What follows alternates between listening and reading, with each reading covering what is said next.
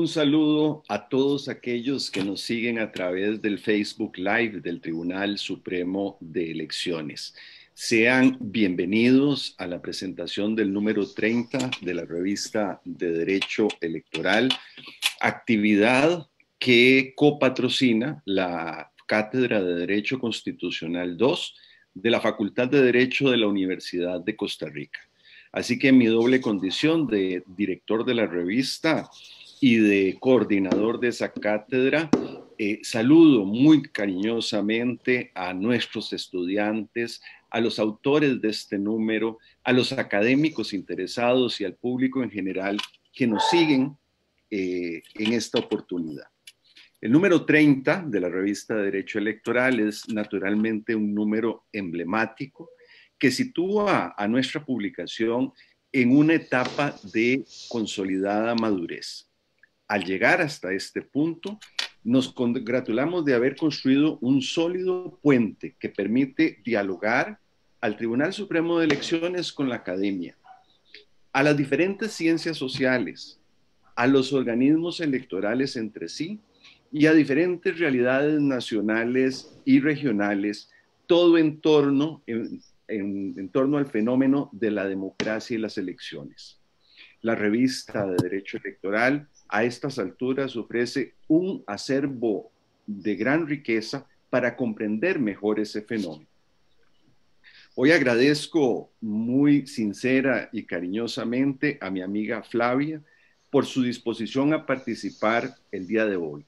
Su participación engalana esta actividad, sobre todo porque Flavia ha mostrado un apoyo constante a lo largo del camino recorrido, no solo como miembro que es de su consejo científico, sino también como una de las más brillantes autoras que han aparecido en nuestras páginas.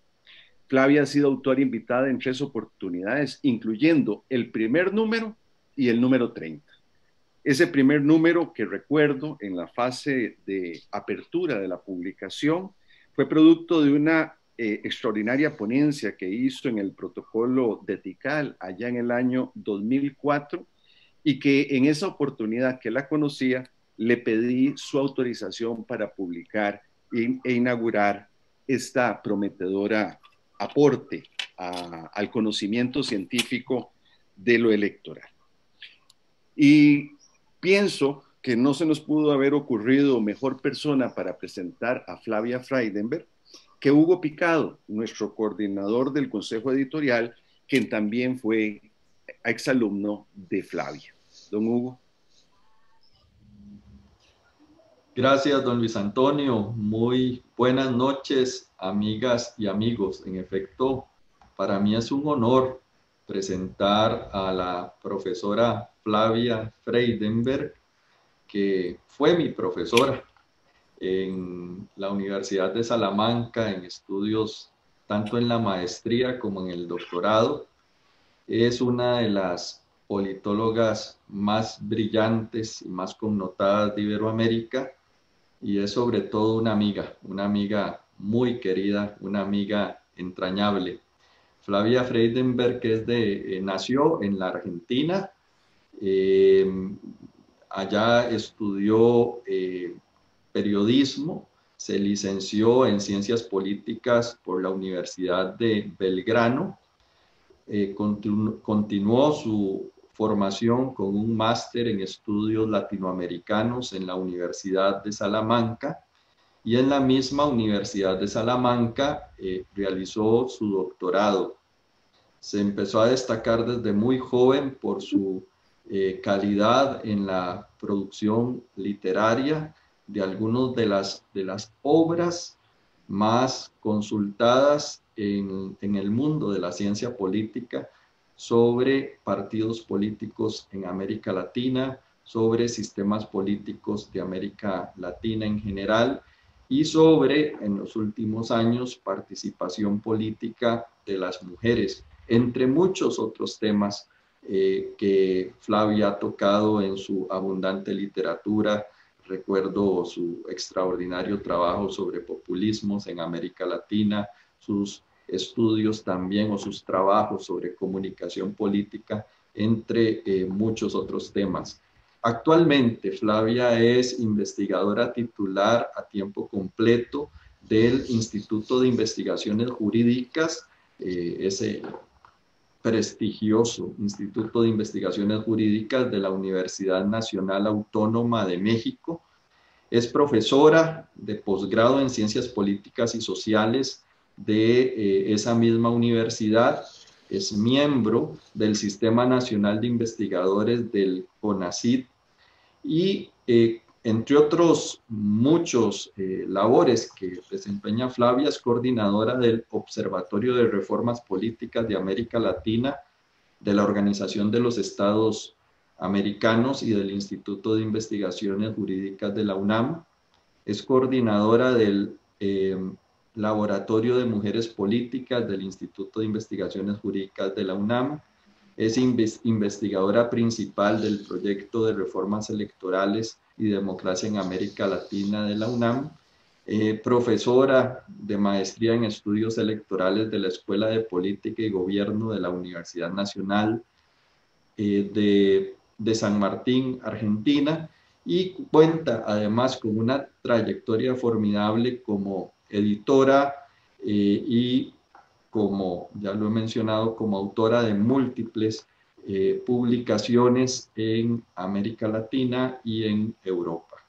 Muchísimas gracias de nuevo, Flavia, por acompañarnos y te cedo la palabra.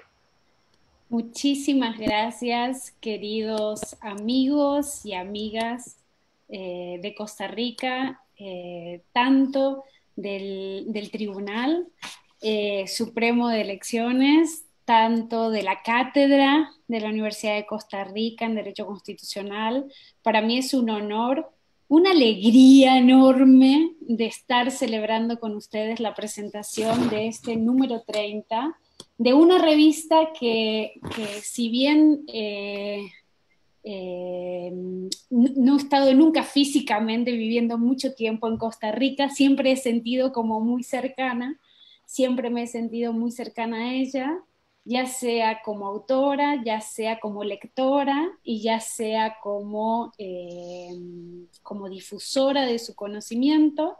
Y también ya luego como miembro de su consejo científico. Para mí es un honor estar con ustedes y además estar entre amigos y amigas, como así lo siento al magistrado Luis Antonio Sobrado, al también magistrado, el doctor Hugo Picado, y no hay alegría más, para mí por lo menos, más enternecedora que poder celebrar con los amigos los éxitos. Así que me alegro muchísimo de estar hoy aquí con ustedes.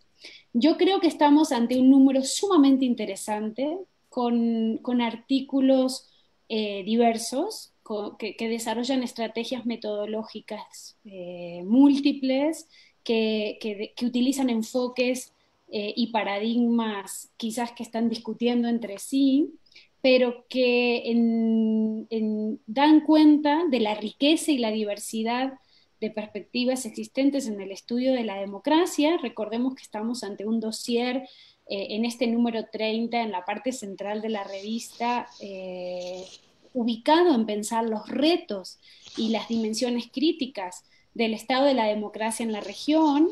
Tenemos artículos muy interesantes como los de la doctora Betilde Muñoz Pogosian, como los de el maestro Juan Pablo Pozo Bahamonde, como de nuestro querido amigo también Carlos Marino Navarro Fierro, que ellos, junto al trabajo que hoy tengo el honor y el gusto de presentar en nombre de los autores de este número de la revista, discuten qué pasa con la democracia hoy en América Latina, ¿no? Y yo creo que hay un hilo conductor, no me quiero adelantar, pero hay un hilo conductor en estos trabajos sobre la necesidad de incorporar la dimensión de la inclusión, la diversidad, la tolerancia, el respeto mutuo entre los valores y elementos claves para comprender la democratización de la región. El número, como bien saben, se complementa con un estudio sumamente interesante sobre la producción científica que ha hecho la revista. sobre la evolución del número 1 al número 29, y hay algunos datos sumamente interesantes, ¿no? Que hacen a esta posiblemente hoy una de las revistas realizadas en América Latina que tiene la capacidad de combinar algo que para mí siempre ha sido fundamental, que es la diversidad de temas, la diversidad de enfoques, la diversidad de perspectivas, pero también la diversidad de autores, ¿no? La revista publica de autores nacionales como de autores extranjeros, extranjeros con relación a Costa Rica, ¿no? Publica autores que vienen de la academia y autores que vienen de la gobernanza electoral, lo cual esto genera me parece un puente sumamente interesante entre los que estudian la política y los que hacen la política. Y la revista da cuenta también de la necesidad de la multidisciplinariedad en los estudios electorales. Hay artículos escritos por personas que hacen derecho, hay artículos de personas que hacen ciencia política, hay artículos de personas que hacen sociología o sociología jurídica. Me parece sumamente interesante tener la capacidad de coser, perdón que lo diga así tan coloquialmente, pero me gusta mucho siempre esa idea de coser metodologías, coser enfoques, coser perspectivas, con un objetivo en común, ¿no? O sea, que es mejorar el debate y mejorar la discusión sobre lo que es la democracia.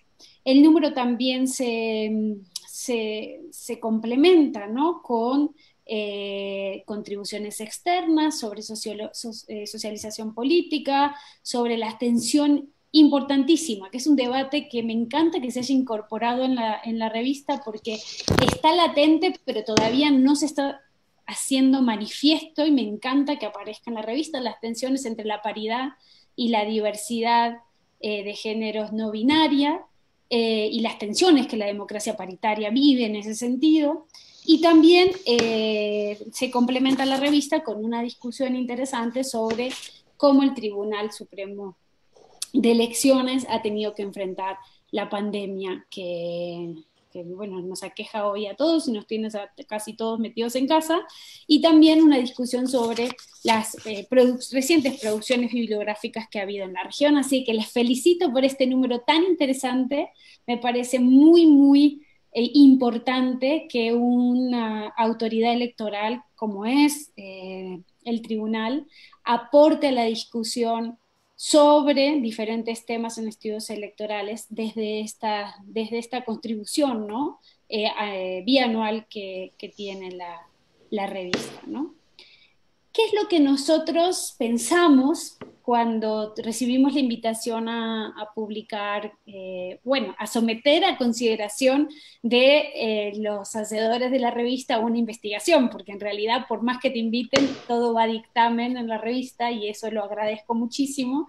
Tiene que ir a dictamen y recibimos los comentarios, las críticas, las discusiones para retroalimentar, mejorar y luego volver a entregar un manuscrito, ¿no? Pero, ¿qué es lo que pensamos? Bueno, nosotros pensamos en intentar responder a un debate que a mí me parece sumamente interesante que hay en la región, y es que tiene que ver con a 40 años de las transiciones a la democracia, ¿no? Desde que los primeros países como Ecuador y República Dominicana comenzaron a caminar en esta reinstauración democrática. ¿Cuáles son los avances y cuáles son los retrocesos de la democracia en América Latina? Y para eso nosotros pensamos que sería importante plantearnos al menos una serie de objetivos y preguntas de investigación, ¿no? ¿Cuál es el estado de salud de la democracia? Si había habido avances, si había habido retrocesos, en qué dimensiones había habido avances, en qué dimensiones había habido retrocesos, entendiendo que una cosa es la democracia y otra cosa es el proceso de democratización, y también discutir un poco las herramientas teórico-metodológicas que la investigación comparada viene haciendo o utilizando para evaluar la democracia en la región. Y éramos conscientes de que había un debate, un debate sumamente interesante, en donde colegas nuestros, observando lo mismo, decían cosas distintas. Y esto suele pasar, esto es súper, súper interesante que pase, que viendo el mismo proceso, claro, no es un solo proceso, porque son muchos países, es verdad que van a diferentes ritmos, es verdad que hay espacios temporales distintos, los que son analizados, es verdad que no siempre se hacen comparaciones ni diacrónicas ni sincrónicas con un N grande, todas esas cosas somos conscientes, pero el debate es súper rico. Y lo sistematizamos quizás de una manera un poco tajante entre una visión optimista y una visión pesimista. Nos metimos en esta discusión. Y lo que dijimos con mi colega, el doctor Camilo Saavedra, con quien hice esta investigación, en el marco del Observatorio de Reformas Políticas de América Latina, pero pensando, como decíamos, para que fuera parte de este número, es que, por un lado, había autores que dicen la democracia llegó para quedarse, la democracia está extendida en la región, hay certeza en las reglas, hay incertidumbre en los resultados, hay elecciones periódicas, hay alternancia, hay elecciones libres y justas, las elecciones procesan los conflictos y generan la posibilidad de la convivencia pacífica. Es más, para mucha gente que no habían tenido la oportunidad de votar antes, mis padres, por ejemplo, el hecho de votar por primera vez desde las transiciones a la democracia les dio la sensación de ser ciudadanos, ¿no? Por fin podemos votar. Yo me acuerdo cuando ellos votaron por primera vez, yo ya había nacido cuando ellos votaron por primera vez, ellos tenían 40 años, más o menos, y era una fiesta en mi casa, la fiesta de la democracia. Entonces, la democracia rutinizada en estos 40 años fue adquiriendo valor por sí mismo. Ya para muchas generaciones no es necesario explicarles qué es la democracia, ¿no? Las élites aprendieron a competir, los partidos aprendieron a competir, aunque hacen algunas cosas raras a veces, pero saben competir, y los electores y las electoras saben votar, o por lo menos saben cuál es el procedimiento para ir a votar. Hay veces que no lo hacen, se abstienen, pero en general los niveles de participación en la mayor parte de los países de la región es alta. Frente a esta discusión hay otros autores que dicen, está todo mal. Hay retrocesos autoritarios, no hay libertad de expresión, hay malas prácticas, el nivel de integridad de las elecciones son muy malos, es muy bajo, en realidad es toda una simulación, simulamos que jugamos a la democracia, pero en realidad se centraliza el poder, no hay república, que es distinto república a democracia, ¿no? Pero no hay república, no hay división de poderes, o no hay suficiente pluralismo como para asegurar que estamos en la democracia. Bueno, esto nos llevó a preguntarnos cómo puede ser que observando lo mismo se encuentren resultados tan diferentes. ¿Cómo puede ser que observando lo mismo las y los autores, unos son optimistas y otros son pesimistas? ¿Será que usan conceptos distintos? ¿Serán que usan maneras de entender la democracia distinta? ¿Será que no conectan, no hay un vínculo entre el concepto y lo empírico? Bueno, de eso va el artículo que yo espero que los que nos están escuchando y viendo, que ahí vi que hay un montón de gente que nos está viendo y a quienes agradezco que estén conectados y conectadas, deberían ir a leer el texto. Yo solo voy a decir algunas cosas como para dejar abierta como el interés y las ganas.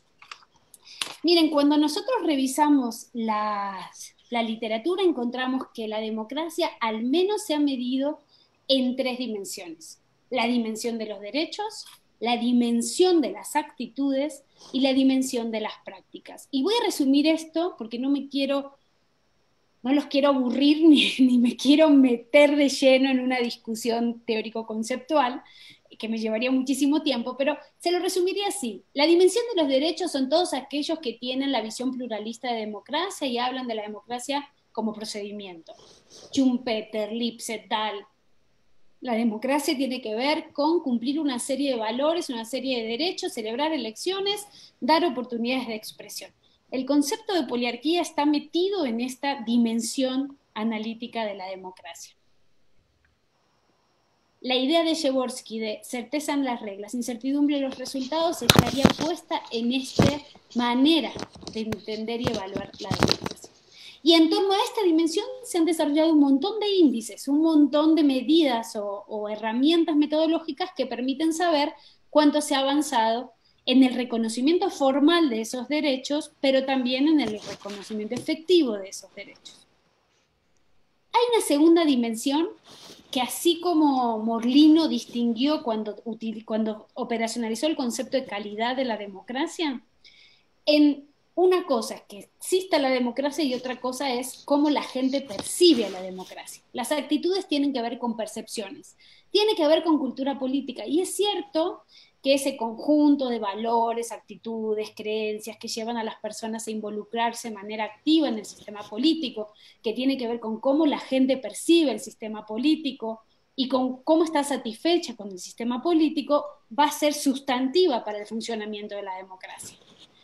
Pero la experiencia nos ha mostrado, y no quiero adelantarme, pero la experiencia nos ha mostrado que tú puedes tener democracia en la dimensión de los derechos muy, digamos, muy eficiente, hacer elecciones que están rutinizadas, que la gente compita, que la gente vote, y que la gente tenga una baja satisfacción con la democracia. Es decir, que las dos dimensiones, que son dimensiones analíticas, que hay veces es difícil establecer las fronteras entre unas y otras, en realidad van conjuntas. Y hay una tercera dimensión, que es para mí quizás la menos pensada, la menos investigada, la que menos data hemos generado, que quizás en los últimos años esto está cambiando, pero necesitamos mucha más producción sobre esto, que tiene que ver con el ejercicio del poder. La dimensión de los derechos tiene que ver con el acceso al poder. La dimensión de las prácticas tiene que ver con cómo se ejerce el poder. Y muchos autores, y yo soy una de ellas también, hemos dicho, tú puedes acceder al poder democráticamente y ejercer el poder como un tirano, ejercerlo no democráticamente.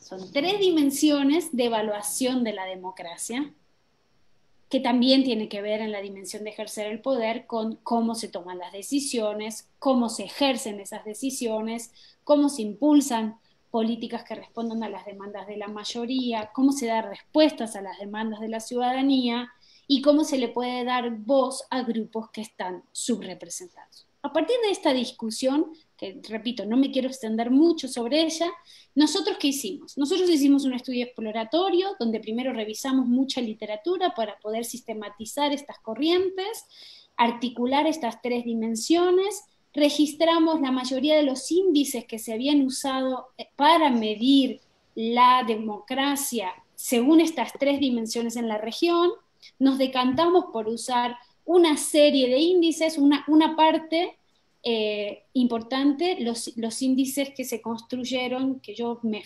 felicito a la Universidad de Gotemburgo y a Notre Dame, a la Universidad de Notre Dame, por el esfuerzo, por hacer BIDEM, ¿no? Que además permite medir la democracia de manera multidimensional, con índices específicos para cada dimensión. Nosotros usamos los 4 índices generales del proyecto relacionados con la realización de los ideales de la democracia liberal, de la democracia electoral, participativa, deliberativa e igualitaria, y cada uno de estos 5 índices está basado en otros índices que están incluidos en el proyecto, y tuvimos la oportunidad de reconstruir y de usar esos índices desde 1900 a la actualidad. Una de nuestras premisas era que si tú mirabas solo los 40 años al evaluar la democracia, tus resultados iban a ser unos. Pero si tú ponías los 40 años en una perspectiva de larga data, estos 40 años te daban otro resultado, muy distinto al que los de la visión pesimista tenían. Es decir, que si tú ponías el análisis de todos los índices en un continuo de desde 1900, tú ibas a tener resultados diferentes de la investigación. Entonces, utilizamos estos índices que nos permitían evaluar en la mayor parte de las dimensiones toda esta larga data, pero además lo podíamos usar comparándolo con otras regiones del mundo, para ver en qué medida, porque BIDEM y varios de los otros índices están construidos para todo el mundo. Entonces podíamos ver en qué medida América Latina, la democracia en América Latina, era algo que iba en consonancia con los cambios en el mundo, o era algo que es muy peculiar y específico como región, distinto a lo que pasaba en el mundo. Tomamos una serie de índices por cada dimensión, repito, el texto está en la revista si quieren profundizar sobre cada uno de ellos, y les cuento algunos hallazgos. Primero, respecto a la dimensión de los derechos, el mundo es hoy democrático. La mayor cantidad de los países del mundo son democracias. El 57% de la población vive hoy en una democracia, cuando hace 40 años solo lo hacía el 36%. Y muchas personas hoy cuentan con mayor posibilidad de vivir en una democracia que lo que podían hacerlo hace 40 años. América Latina, y aquí pueden ver 8 mediciones anuales, desde 1920 a 2019, de diferentes índices que miden la democracia, comparando América Latina con el mundo. Y lo que ustedes pueden encontrar es que la democracia hoy es el sistema político predominante, y que posiblemente en la actualidad, en esta etapa de estos 40 años, es el momento de más democracia en el mundo y en América Latina. Es decir, que si tú solo miras los 4 décadas, puedes tener una visión muy crítica, pero si tú lo miras en 100 años, lo que te vas a encontrar es que la región vive el periodo actualmente de mayor democracia en consonancia con lo que pasa en el mundo. Las elecciones, y esto ya es solo sobre América Latina, llegaron para quedarse. Es el periodo donde hemos tenido elecciones y tenemos elecciones rutinizadas. Cada vez más se han hecho 202 elecciones nacionales, ejecutivo, legislativas y de ambas, entre el 75 y el 2017. Y eso significa que ha habido un proceso electoral en cada país cada 4 años aproximadamente. Los comicios se han rutinizado como una práctica, ya no hay que explicarle a la gente qué son las elecciones, la gente entiende qué son las elecciones, y son parte del juego político, y de alguna manera hay un concepto que a mí me enseñó un maestro nuestro, el David Scott Palmer, que decía la rutinización de las prácticas políticas, no solo la institucionalización, sino que las elecciones se han rutinizado, ¿no? La administración electoral se ha hecho cada vez más independiente, autónoma y profesional. Y aquí tenemos los datos de autonomía del órgano electoral entre 1920 y 2020, y ahí podemos ver el crecimiento de ese nivel de autonomía en la región, en América Latina. Es verdad que hay varios problemas todavía en términos de gobernanza electoral. Los informes de las misiones de observación electoral analizados, y aquí hay una muestra entre 2018 y 2013, dan cuenta de que todavía algunos organismos electorales, necesitan todavía hacer algún trabajo, profesionalizar a sus integrantes, mejorar el órgano de control, mejorar los padrones, mejorar la transmisión de los resultados. Pero hoy por hoy, la mayor parte de los órganos electorales de América Latina saben contar votos, saben cómo organizar elecciones, son autoridades, son árbitros electorales. Y eso no existía antes en esta dimensión. Es verdad, y como dicen mis maestras metodólogas, tú te tienes que tirar piedras contra tu argumento para reforzar tu argumento. Es verdad que los países de América Latina han utilizado las reformas electorales como una manera de cambiar las reglas de juego. Esos cambios de reglas de juego se hicieron 122 veces y se han reformado en 18 países y se han reformado 239 elementos de las dimensiones críticas del corazón del sistema electoral. Estos son datos del Observatorio de Reformas Políticas de América Latina. Es verdad que esto genera incertidumbre en los procedimientos muchas veces porque cambian las reglas de juego. Hay veces que se cambian para mejorar el sistema electoral. Por ejemplo, que Ecuador haya quitado el voto preferencial y haya aprobado el lista cerrada y bloqueada este año es el mejor regalo del 2020 que me podrían haber hecho. Llevo 15 años diciendo que el voto preferencial perjudica la representación política. Esa reforma para mí es positiva. O reformas que suponen la inclusión de grupos que estaban subrepresentados. Eso es una reforma positiva. Es decir, que no necesariamente el hiperactivismo reformista supone malas reformas o reformas negativas. El problema es cuando las élites consideran a las reformas como parte del juego político para condicionar los resultados. Hemos tenido dos momentos claves de hiperactivismo en la región. En una conferencia que hicimos en el 2018, ¿te acuerdas, Hugo? Asociamos esos dos picos a dos momentos de crisis económica en la región, pensando a las reformas como respuestas a estas crisis económicas. Las contiendas electorales también las podemos analizar por el nivel de competitividad y fragmentación electoral. Lo que tenemos es que en la región se ha disminuido el nivel de competitividad, si tú lo analizas en los últimos 40 años, y a la vez se ha incrementado el nivel de fragmentación política del sistema de partidos. Nuevamente, en diversos estudios que hemos realizado en su momento, mostramos cómo una mayor fragmentación electoral se calcula que el número efectivo de partidos aumentó como en 3 puntos porcentuales, desde 1978 hasta la actualidad, en términos medios en la región. Bueno, es verdad que a veces algunos partidos suponen rompimiento de las élites y dificultades para generar cohesión interna y para generar capacidad de negociación, o hay veces esos nuevos partidos suponen la irrupción de clivajes que estaban latentes y que no se habían representado, como fueron los movimientos de corte indigenista en la región. También ha aumentado el nivel de aceptación de los resultados.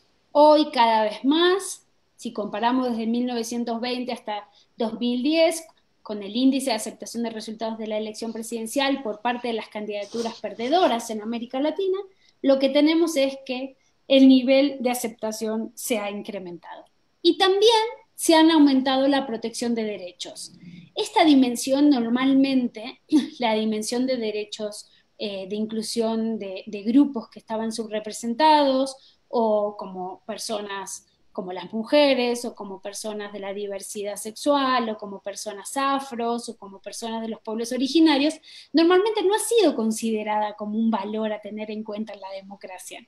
Si nos damos cuenta, al principio de las transiciones, incluso hasta hace muy poquito, podía haber democracia sin mujeres. Bueno, si ven hoy la papeleta de la elección presidencial, que se dice que puede ser la papeleta de la elección presidencial del Ecuador, todos los candidatos son hombres. Nadie se le ocurriría pensar que esa democracia no es democracia porque no hay mujeres en las papeletas. Bueno, para mí cada vez más es impensable la democracia sin mujeres. Y esta dimensión de mayor protección de derechos se ha dado en estos 40 años de democracia.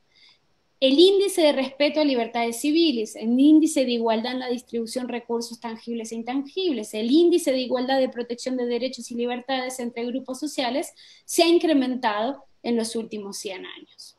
Es verdad que si ven, cuando se van acercando al año 2020, ahí empieza a bajar, eso es verdad.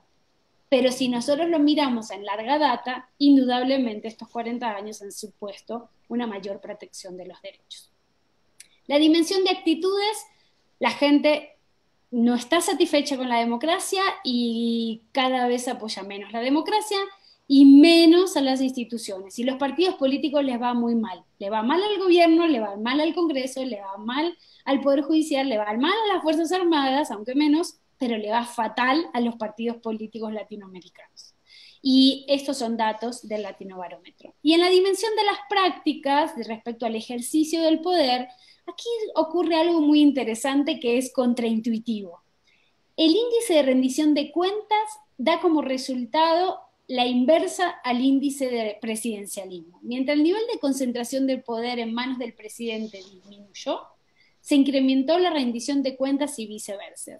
Fíjense cómo los datos muestran que la línea punteada es el índice de rendición de cuentas, se incrementó en las últimas décadas, sobre todo a partir de 1980, y el nivel de concentración de poder en manos del presidente se ha reducido, ¿no? Hablando de un mayor pluralismo en el ejercicio del poder. Esto a los pesimistas mucho no le va a gustar, porque los pesimistas dicen lo contrario.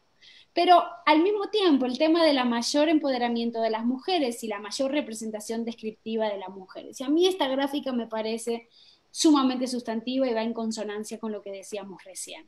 El nivel de empoderamiento creció entre 1920 y 2020 de manera sustantiva, pero también ha crecido el nivel de representación de mujeres en las legislaturas nacionales de los países, al menos 30 puntos porcentuales entre 1978 y la actualidad.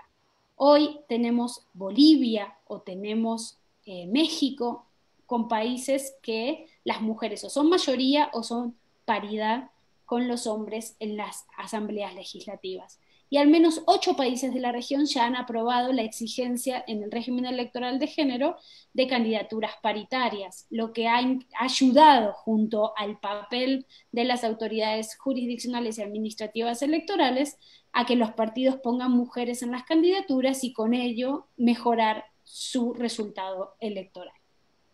La respuesta a la crisis de la democracia en América Latina, para mí, ha supuesto la construcción de democracias paritarias. Y estamos en el trabajo de ver cómo generamos más representación, otras políticas y mejores democracias. Para terminar, resumo. Hay avances y hay retrocesos. El argumento central que nosotros alcanzamos es que la evaluación de la salud de la democracia depende del concepto que se use, de la estrategia metodológica que se use. Esto que parecería obvio, no siempre lo es, porque no siempre se hace el vínculo entre el concepto y la dimensión empírica de la democracia. No existe una única tendencia, no se puede decir, como dicen los pesimistas, que todo está mal, en todos lados, en todo el tiempo, ni podemos decir que todo está bien, en todos lados, en todo el tiempo. Hay avances y retrocesos por dimensiones, en diferentes sentidos, en las diferentes cambios en esas dimensiones. Hemos avanzado en una perspectiva de 100 años en derechos, en libertades, en institucionalizar las elecciones, en dar certeza a las reglas, en facilitar la incertidumbre de los resultados, en ampliar la posibilidad de que grupos que estaban excluidos se incorporen, aunque todavía falta, en incluir a las mujeres en la política y en cambiar un sentido que parece un sentido común de que es posible la democracia sin mujeres, cuando sabemos ya que eso es sorprendentemente impensable, y cierto compromiso de los diferentes actores con la idea de la democracia. Pero también hay retrocesos. Hay malas prácticas, hay simulaciones, hay debilidad en la práctica del ejercicio de derechos políticos y libertades civiles, hay presidentes todos poderosos que quieren delimitar la cancha y quitar la posibilidad de libertad de expresión, hay una alta desconfianza por parte de la ciudadanía hasta que eligen a líderes salvadores que esperan que sean los que resuelvan todos los problemas, hay una centralización y personalización del ejercicio del poder, aunque parecería que fuera menos de lo que históricamente hemos tenido en el país, hay una debilidad institucional y una debilidad del Estado de Derecho.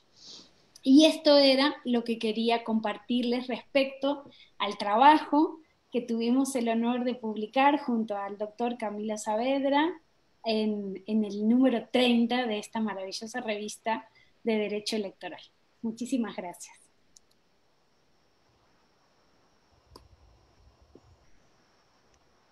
Muchas gracias, profesora Flavia Freidenberg. Nos resta de mi parte invitarlas e invitarlos a visitar y consultar la revista de Derecho Electoral. Son más de 300 artículos ya los que se han publicado durante 15 años de existencia. Es una revista indexada en las indexaciones más rigurosas de la región en cuanto a revistas electrónicas, y pueden ustedes acceder a ella, todos sus contenidos gratuitamente en la página web del Tribunal Supremo de Elecciones, www.tse.go.cr/revista. ¿Qué pueden encontrar en la revista Derecho Electoral número 30? Bueno, primero el texto completo de esta maravillosa exposición de Flavia Freidenberg, que es el artículo La democracia en América Latina. Flavia Freidenberg y Camilo Saavedra son los autores. Aparece también el artículo Repensando nuestra democracia de Juan Pablo Pozo Bahamonde, expresidente del Tribunal del Organismo Electoral ecuatoriano. Otro experto en democracia de la región, el mexicano Carlos Navarro Fierro, escribe el artículo Panorámica sobre los avances y retos de la inclusión electoral en América Latina. Y la amiga experta también en temas electorales, Betilde Muñoz Pogosian, que trabaja en la Organización de Estados Americanos, es la autora del artículo Democracia y Derechos de las Personas LGBTI en América Latina, reformas para garantizar el derecho a la identidad y derecho al voto de las personas trans 2012-2020. En la sección contribuciones contribuciones desde el TSE, hay un artículo del presidente del Tribunal Supremo de Elecciones, Luis Antonio Sobrado, y de este servidor, sobre los aportes de la revista de Derecho Electoral a los estudios electorales en Costa Rica 2006-2020. Un antes y un después se intitula ese trabajo. Y hay también un trabajo que relata la trayectoria y perspectivas del Instituto de Formación y Estudios en Democracia, IFED, coescrito por Ileana Aguilar Olivares y por este servidor. En contribuciones externas tenemos un artículo del profesor José Andrés Díaz de la Universidad Nacional y de la Universidad de Costa Rica sobre la socialización política y participación electoral en las elecciones municipales del 2020 en Costa Rica. José Mario Achoy escribe un trabajo sobre las tensiones de la paridad electoral sobre diversidades sexuales no binarias. J. Vargas Alvarado escribe sobre las personas trans y el mecanismo de alternancia electoral a la luz de la opinión consultiva 2417. Y Mauricio Alejandro Sarazúa escribe un texto sobre la taxatividad recursiva en materia electoral en Guatemala.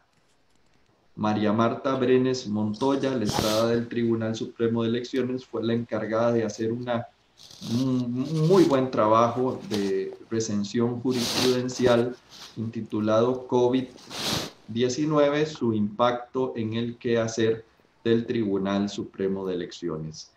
Estos y los más de 300 artículos que hemos publicado desde la creación de la revista, desde su número 1, están a disposición de ustedes de manera gratuita.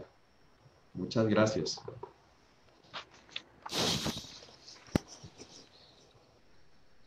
Hola de nuevo. A manera de conclusión de este evento académico, quiero reiterar el profundo agradecimiento a Flavia por habernos acompañado y haber disertado con la brillantez que le caracteriza. Ha sido un perfecto abrebocas para entusiasmar a las personas a abrir las páginas de la revista Derecho Electoral y, como dice el doctor Picado, no solo los números de los artículos de este número, sino también los casi 350 que integran la colección, en acceso gratuito y sencillo a través de la página web del Tribunal Supremo de Elecciones. Y una observación final, dentro de todo el reacomodo que nos ha impuesto en nuestras vidas la pandemia, uno de los efectos ha sido cambiar el formato de la presentación de los números de la revista. Antes lo hacíamos en el Salón Multiusos, en la sede del Tribunal Supremo de Elecciones, con una participación que rondaba las 50 personas.